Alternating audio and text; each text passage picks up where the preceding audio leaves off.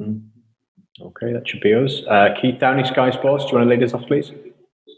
Yeah, morning, Steve. Nice to see you again. Keith, how are you? You okay? Yeah, not bad, thank you. We can start finally, firstly, just by asking how you're feeling now that we're finally back. Yeah, I mean, I can't stress enough for how hard a lot of people have worked behind the scenes to get it up and running. I mean, the protocol which has been put in place, the step 1 to step 2 to now ultimately in step 3 it's been such a lot of work for everybody concerned. So you have to congratulate the people behind the scenes for actually getting us this far. And I think all we want to do now is to make sure now we get it finished.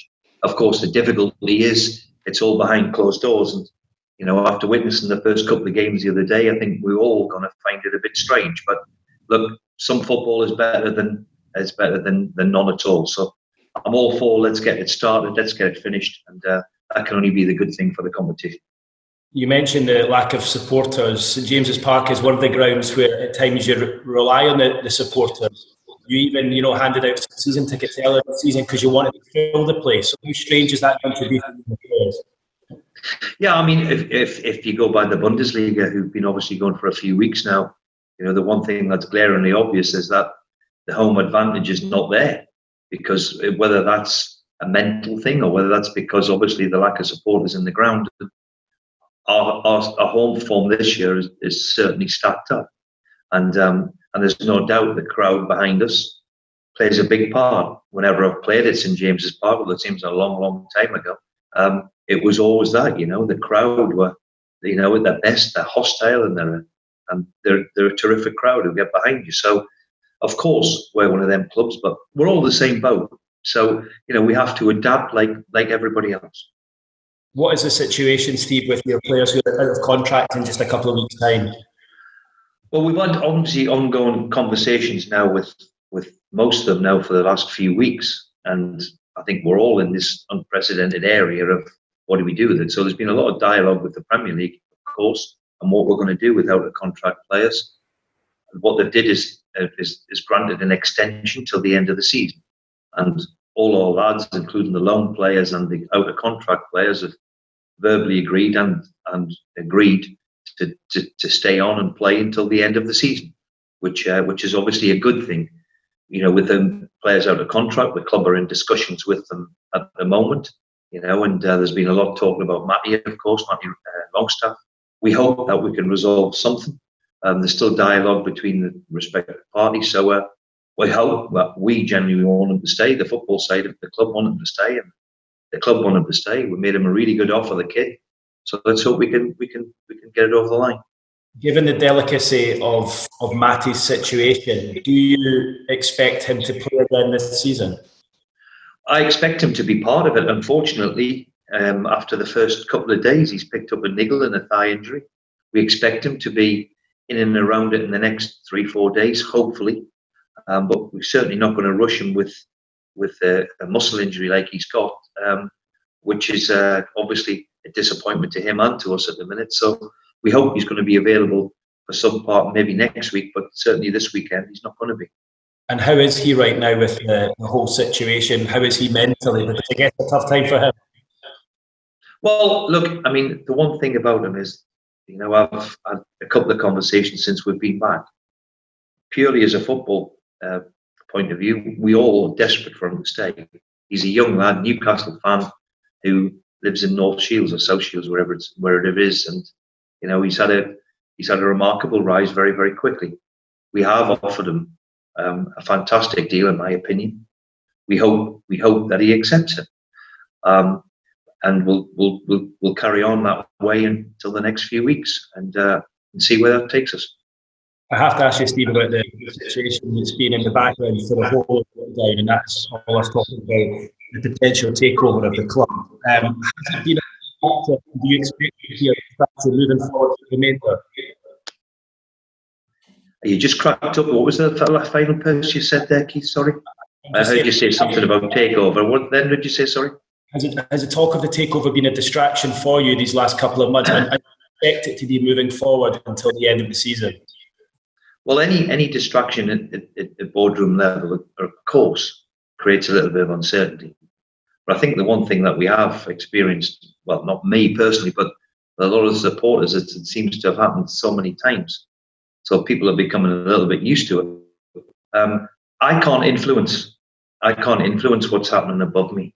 The only thing that I can focus on really is make sure that my staff and the preparation of the players is in place to keep our heads down. We can't influence anything that's happening, as I said, above us in boardroom level. What we can't do is make it as an excuse. It's there's obviously something rumbling along. We're all aware of that, and let's just focus ourselves on the game on Sunday, the game on Wednesday, the cup tie the following weekend, and let's get the season. And let's not make it a distraction or an excuse. Let's get stuck into it and see where we can finish. Just one final one from me, Steve, if you don't mind, on that. I know we spoke to you guy a couple of weeks ago, and you said that if it were to happen, you'd love to be part of the takeover. Since then, have you had any update at all from one or three? No, I've had no conversations. I've had no conversations with anybody, and that's fine by me. If I haven't had any conversations, then I can't be given any answers. So all I've done since I walked through the door here now is make sure that I try and take the club forward. Whatever's best for the club for me is the most important thing. And let's try and move the club forward. Let's stabilise the place and keep it moving forward. And so far, we've done okay. It's important now. Can we focus ahead on what's ahead, the challenges ahead? For example, Burnley are 4 points above us in 10. Can we go and claw them back? Can we go and overtake them and finish off the season, which has been difficult at times, don't get me wrong. But at the moment where we stand, let's see where that takes us. Thanks, Keith. Vicky Sparks, PLP. Hi, Steve. Great to see you again. Good morning. So with these early games, Steve, is the mental battle just as important as the physical battle? Yeah, because mentally, I mean, you go into a game and when you go into an empty stadium, as you've just witnessed now probably the games on Wednesday on Wednesday night, and last night even in the playoff for the second division, it's totally different. It's got the feeling of a friendly game. And the one thing that we can't take in is that we need to have the intensity of what the Premier League brings. And of course, we personally are without a huge support that is quite unique. So we have to adapt to that and mentally be ready. You're right. And what we've seen in the Bundesliga, we've seen it start off seem to be very, very slow. And over the last couple of weeks in particular, the intensity of the whole thing seems to have picked up. So I think it'll take a little bit of time, of course, to adjust because it is different. But then again, it's different for everybody else. So we have to adapt very, very quickly. In that regard, does Sheffield United have a slight advantage having already had one experience of this against Aston Villa? Maybe, but then you could say, yeah, but they've had a game under the belt. Look, we have got an unbelievable challenge in front of everybody of what lies in front of us to play Saturday, Wednesday over a short period of time is very demanding on everybody concerned. But we're delighted we've got this stage. I mean, the work behind the scenes that people have done is quite remarkable, really. And you have to congratulate everybody from the Premier League and a lot of people at our clubs and certain other clubs. To get it to this stage has been quite remarkable. And how much satisfaction is there that you are in a decent position in the table coming into this restart? You're not looking over your shoulder like some other clubs are. Well, look, we've still got a lot to do, in my opinion.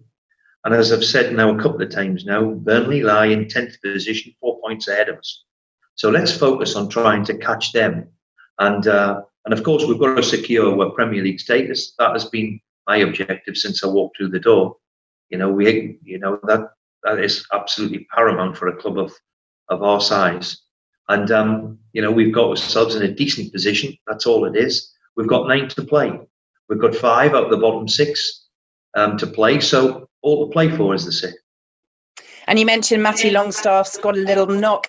Any other injuries in the squad? How are you looking? Yeah, we've got a couple of niggles, which you would expect. Most of them, the 2 Longstaffs, or there or thereabouts in terms of where they are. We hope that maybe after the weekend that they can be involved. There's a slight doubt about Matt Ritchie.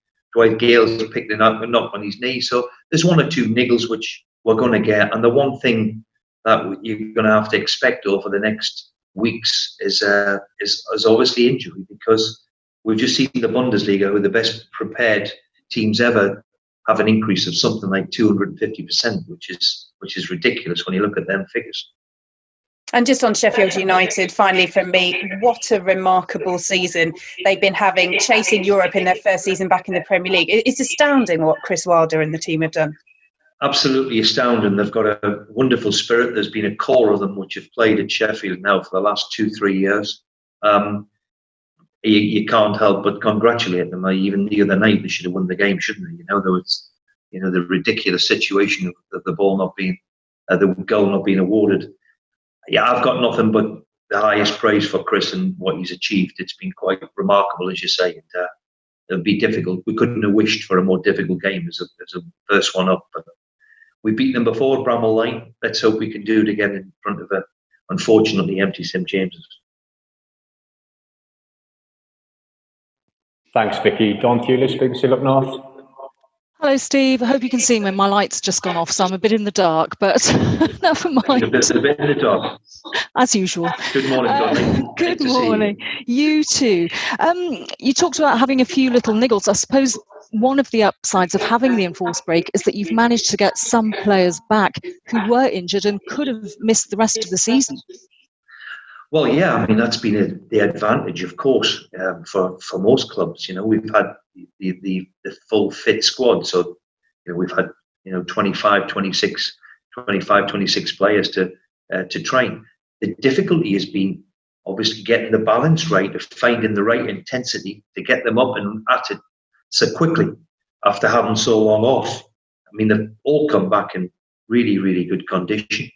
I'll give you an example. In typical pre-season, they've been off for 6 weeks, and we then have 6 weeks preparation and something like 6 or 7 pre-season games to get them ready. So it's a little bit different in that respect, but that's the same for all of us. And what we're going to see is, we're going to see injuries. I'm convinced of that. We already have in the 2 games, because it's getting the balance right of being undercooked and or not quite ready for it, or overworking them in the other way. So it has been difficult, but as I said, it's the same for everybody. We've seen the players take a knee before the games in support of Black Lives Matter, and that's going to continue over the weekend. It is a very powerful gesture. Do you think it will have the desired impact? Well, let's hope so, because we've had many marches and protests and all the rest of it in the past. And unfortunately, I think things are progressing, but it's progressed, in my opinion, too slowly. So, of course, with the way the world is at the moment, and if the players and certainly the football can put a perspective on that and make sure that we look at the whole situation and improve it, because unfortunately, we haven't been too good at it. So it's vitally important that we improve and make things better.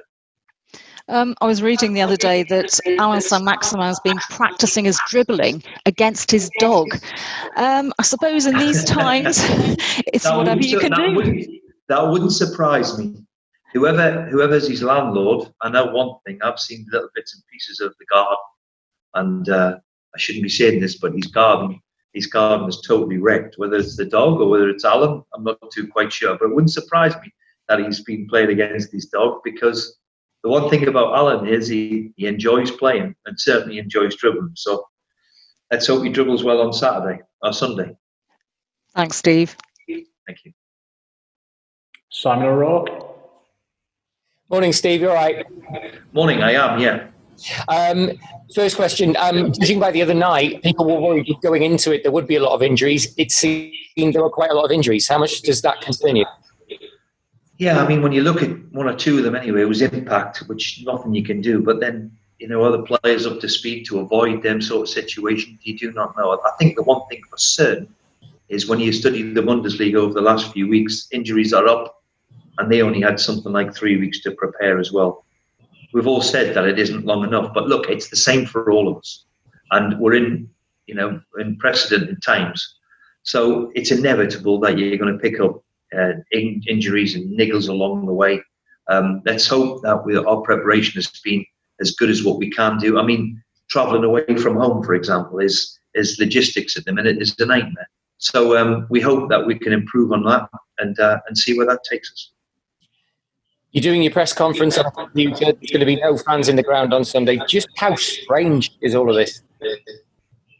Well, I think we've all just experienced it with the 2 games on Wednesday. It is totally strange. And if ever we need reminded that this great game of ours belongs to the supporters, then we only just have to tune into the TV over the weekend. Because without the support, it's certainly not the same spectacle. And there's nothing better than a full St James's Park in front of 50-odd thousand. That's why we reduce season tickets and all the rest of it in midstream to make sure that the stadium is full. And our home form backs up that. If you look at the Bundesliga again, home form has no real relevance. In fact, the away team has got more victories than the home teams. So, it's going to play a part. Very last one. How was the lockdown for you? How did the step away from football? Well, in a purely selfish way, it hasn't been too bad for myself. I got stuck into the garden like most people do, and I can't really remember having something like 2 months at home, for such a long time. So in that respect, I was one of the fortunate ones who quite enjoyed just being at home and doing things which I've never done before.